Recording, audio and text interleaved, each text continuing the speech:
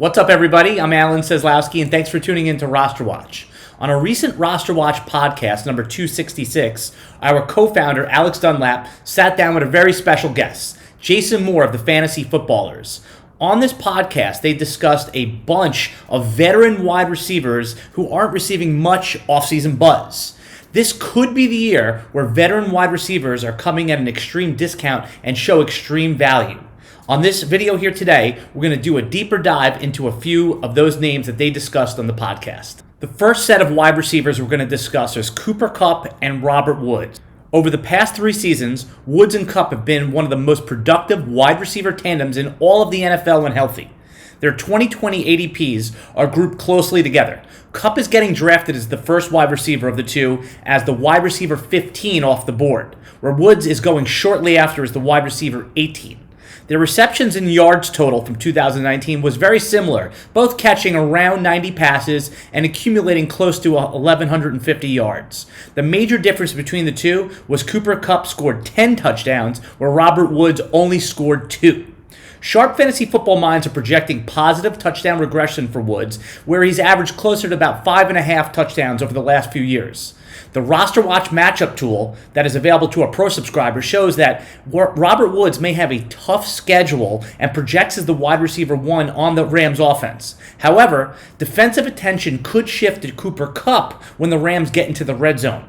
Those fading Woods, because of his low touchdown total in 2019, need to remember Woods is going to walk into 130 targets, and in PPR leagues, that could be very valuable.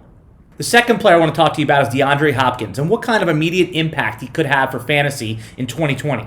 DeAndre Hopkins is arguably one of the best pure wide receivers in the NFL. From a fantasy perspective, in his career, he's been routinely among the league leaders in targets, receptions, and receiving touchdowns. He has been a safe first-round pick for the better part of a half-decade plus. Now in Arizona, with a shortened season and lack of time to develop chemistry with quarterback Kyler Murray, there is reason to question if he can get off to a slow start. His sportsbook total of 93.5 receptions suggests otherwise. It should be noted that no Arizona Cardinal had more than 75 catches last year. It begs the question, will Hopkins be the dominant target hog that he's been for his whole career, or will Arizona continue to spread the ball around? Early drafters are unsure, and Hopkins' ADP is now in the middle of the second round in most 12-team leagues.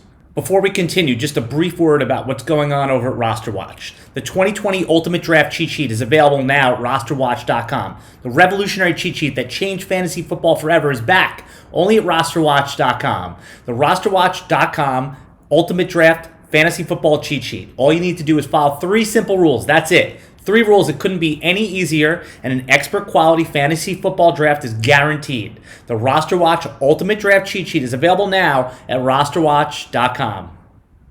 The last player I want to talk to you about today is Amari Cooper on the Dallas Cowboys, and whether or not he's a true top 12 wide receiver for fantasy football, a wide receiver 1.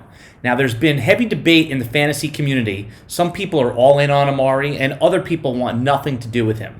Now, it's fair to question Amari Cooper's consistency. On a game-to-game basis, he has not been the most consistent player, but he has been one of those players where the points add up at the end of the year.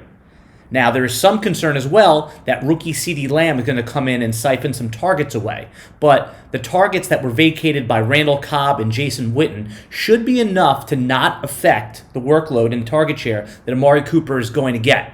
The risk of Amari Cooper's inconsistency is certainly priced in his 4th-round ADP.